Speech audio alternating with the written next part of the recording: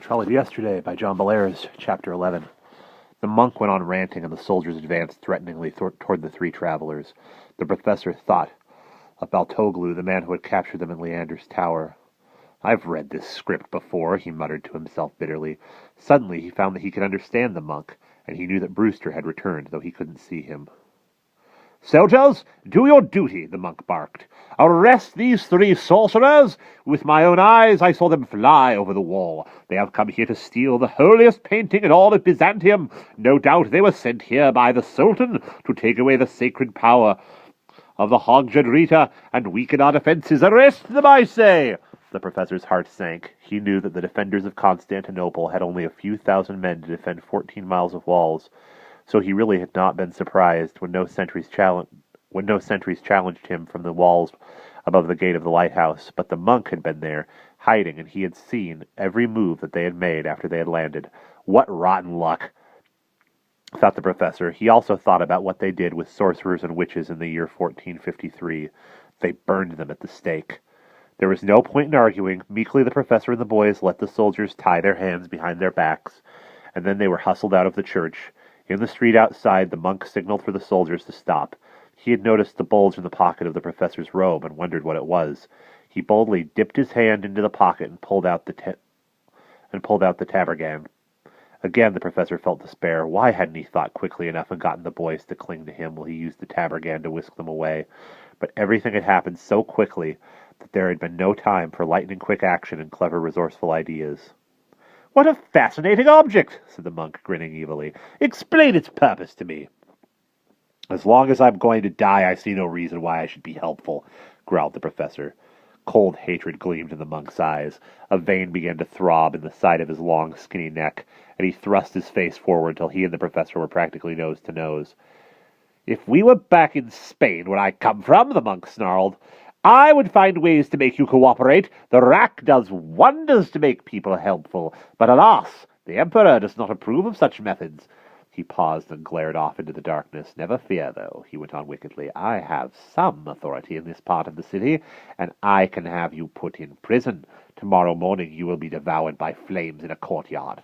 Fergie started to yell at the monk, but a soldier slapped his face and he fell silent. The Emperor's soldiers began to drag the three struggling captives away across the rough cobblestone street. But before they had gotten far, a dull boom sounded in the distance. And at almost the same moment, a man in a purple tunic came dashing around the corner with a torch in his hand. Embroidered in his shirt front was a gold eagle, which meant that the man was a messenger from the Emperor. When he saw the soldiers with their odd-looking captives, he stared in disbelief. "My good men, what are you doing?" he cried indignantly. "The enemy is at the gates. Do you not hear the sound of battle in the distance? We need every man who can carry a sword. Come with me to the western walls at once." The soldiers paused and looked doubtfully at each other. "Now see here," the monk roared. "What gives you the right?" The messenger cut him off. "This gives me the right," he snapped, pointing at the gold eagle on his shirt front. "Go to your church and pray, old man. Pray hard that we will be rescued from the hands of our bloodthirsty enemies." He beckoned to the soldiers. "You men come with me. That is an order from Emperor Constantine." The soldiers let go of their captives and followed the torch-bearing messenger down the street. They had not taken 3 steps when the professor called out loudly to Johnny and Fergie, "Run for it!" Awkwardly, with their hands still bound behind them, they dashed away into the shadows, while the monk ranted at them.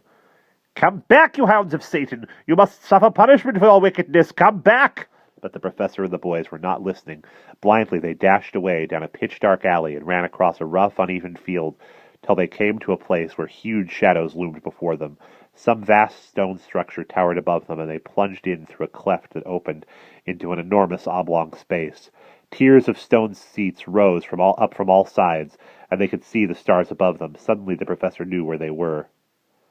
This is the Hippodrome," he gasped, leaning against the stone seat to catch his breath. "They used to have chariot races here, and the whole city turned out to watch. Maybe we can hide here until we figure out what to do next." Nobody had any better ideas, so they settled down in the Hippodrome for the night. First, though, Fergie fished in his back pocket to get out his switchblade and cut his friends free. When they were all untied, they huddled down under a big stone seat that had probably held some dignitary back in the days when the chariot races were popular. Every now and then they heard a cannon boom in the distance, but they were so far away from the city's western walls that they could not hear the din of battle. I wouldn't worry about it in any case, muttered the professor sleepily as he settled back against the stone wall. The city was taken around 4 in the afternoon on May 30th. Nobody's going to get in the middle of the night. That's nice to know, said Fergie sarcastically. So what happens if tomorrow is the 30th of May? The professor was silent. Fergie did have a point. The trolley had really screwed up their date of arrival, and it was possible that they were here sometime in late May. That was a very disturbing thought. That was a very discouraging thought. Tomorrow morning, he said with determination, we are going back to that church. We are going to find that monk and swipe the tabbergan back from him. You know, if he had come into the church 5 minutes later, we would have been gone as soon as you were cured, John. I was planning to whisk us all away to Leander's tower, but the best laid plans, etc., etc. Phooey. If you don't mind my saying so, said Brewster out of the darkness, that is a pretty dumb idea.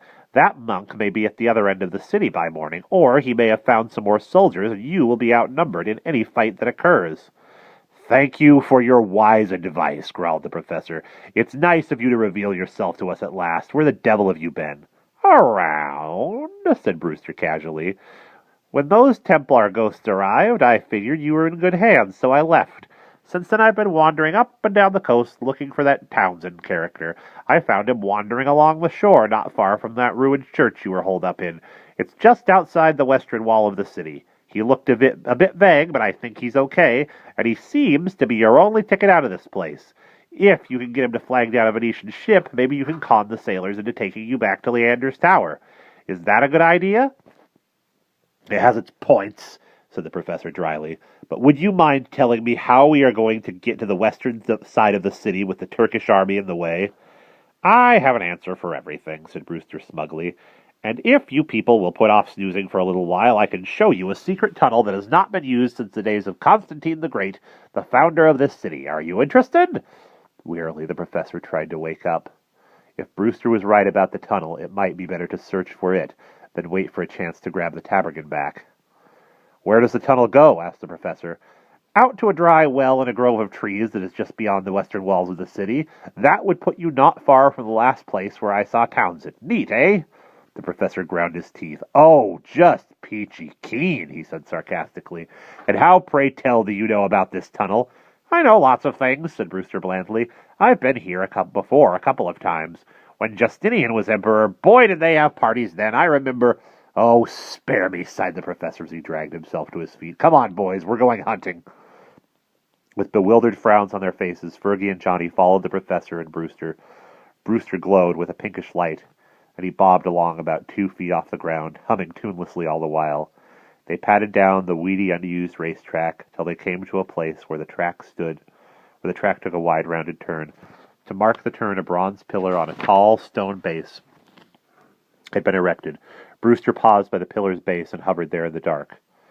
This is where the tunnel starts, he said. No one has used it in a long time because we need a password to make the entrance open up, and the password has been forgotten. Do you know what it is, Brewster? Asked Johnny eagerly. No, said Brewster, I'm afraid not. Well, isn't that just fine? The professor growled. How on earth are we going to get the blasted thing to open? Don't get all hot behind the ears, Whiskers, said Brewster soothingly. I think the clue to the password is carved on the stone base of the pillar. Have a look. Grumbling, the professor fished his Nimrod lighter out of an inner pocket of his robe and snapped it on. By the lighter's smoky glare, the boys saw part of a long Latin inscription, and below it some faintly carved symbols. So we have a pointing finger, a candle, and a sword that says Veritas on it. And the sword and the finger are both pointing at the flame of the candle. A pointing hand, a candle, and a sword inscribed with the Latin word for truth. What did all this mean? Muttered the professor as he scratched his chin. This reminds me of something, but what? It probably refers to some familiar phrase, not familiar to 20th century people, but familiar back in ancient times. What could it be? For a long time the professor pondered, pacing back and forth in front of the pillar's base. Suddenly his thoughts were interrupted by a loud shouting noise and the glare of torches at the far end of the stadium. Oh, good merciful heavens, exclaimed the professor, putting his hand in front of his face. It must be that rotten monk, and I'll bet he's found some more soldiers. What filthy luck! Let me see. It must be something simple. A pointing hand. Point point to a light and the sword of truth. Wait, I've almost... The professor let out a roar of triumph. I've got it! Pausing to pull himself up, he said loudly and clearly, Send forth thy light and thy truth, O Lord! Nothing happened. Not far away, the monk and his soldiers could be seen by the bouncing glow of torches. Johnny and Fergie turned pale and looked at each other. They imagined themselves bound to stakes while the evil monk set fire to the bundles of sticks piled around them. The professor had tried and he had failed. What was going to happen now? But the professor did not give up so easily. As the enemy raced closer, he stood his ground and tried to think, forcing his mind to turn over like an old tired car engine. Suddenly, he snapped his fingers.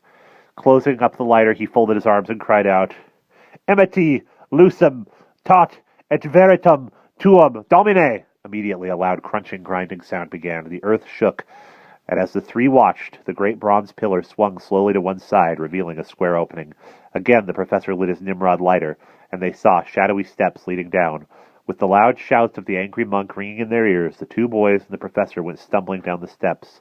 At the bottom, the professor paused, searching frantically for some way of closing the opening. As he held the lighter up and peered around, the professor saw an inscription on the rectangular border. It said, Cave Canem, which means, beware of the dog. This made no sense at all, but the professor was not in a sensible mood. He just yelled, Cave Canem! And sure enough, the pillar began to swing back into place. They got a glimpse of angry faces crowded around the rapidly shrinking opening, and then, with a shuddering slam, the hole was closed. They were safe. My word, sighed the professor as he mopped his forehead with his sleeve. That was a close one. Needless to say, the Latin version of the phrase was what we needed. Hastily, he glanced around at the boys, who were standing nearby in the darkness. Are you two all right? He asked. I guess so, said Johnny uncertainly. Yeah, we're okay, said Fergie bravely. Let's get this show on the road. Lead on, Prof. In a single file, they began to pick their way down the long, dark, echoing tunnel. Brewster's bobbing pink light led the way, casting a faint pinkish sheen on the ancient barrel-vaulted ceiling and the mossy stones underfoot. Now and then, something would crunch under Johnny's foot, and he would look down and see that he had crushed the skeleton of a long-dead rat. In one place, the stones and of the ceiling had fallen, and they had to wade through greenish stagnant water and pick their way over muddy granite blocks. Finally, after what seemed like ages, they passed through a low-arched doorway and found that they were standing at the bottom of a tall circular stone shaft. This was the dry well that Brewster had spoken of earlier. They had reached the end of their underground journey. Stone steps wedged into the wall spiraled toward the sky, and they climbed slowly. Johnny was terrified. If he missed his footing, he would go hurtling down the well shaft, and that would be the end of him. But he knew that this was the only way out, and so he plodded doggedly on, with the professor in front of him and Fergie behind. Finally, one by one, they clambered up over the worn lip of the well and stumbled out into a dark, rustling forest. The professor wanted to search for Mr. Townsend, but he had not brought a compass with him, and there was no point wandering around aimlessly in the dark. Besides, he was dead tired. And so were the others. After a quick look around, the professor threw himself down on the grass near the well, and the boys lay down near him. In a very few seconds, all three were asleep. When dawn came, they awoke to the sound of birds twittering in the trees. Massive oaks crowded around them, but the early daylight came slanting in through the leafy boughs. The professor rose. Quickly he shook the boys and hauled them to their feet. They complained sleepily, but the professor had a vague idea that they were near the Turkish camp. If that was so, they had better get away toward the seashore while they could. When he shielded his eyes and peered toward the rising sun, he could see open country beyond the trees. After ordering the boys to follow him and be silent, he crept cautiously forward till he stood at the edge of the forest. Beyond lay grassy hills which sloped off toward a little river valley on the left. A few 100 yards away stood the walls of Constantinople. Here, on the land side, it was a triple wall. First, a low breastwork, then a 20-foot-high wall with towers, and finally a 40-foot-high wall with still more towers. The walks on top of the walls were thronged with soldiers, and flags flew from many of the towers. Peering off to the left, the professor saw that the ground was black with soldiers. It looked as if the Turkish army was getting ready for an attack. Turning back, the professor glanced toward the rolling grassland that lay between him and the city walls. He had seen something out of the corner of his eye. He looked again, and his mouth dropped open. A man was strolling casually along. He wore a puffy purple hat and a red cloak. He was carrying the professor's black leather satchel. A sword and a black silver-mounted scabbard was slung over his shoulder. It was Mr. Townsend, and he was heading toward the city walls. He acted as if he did not have a care in the whole wide world.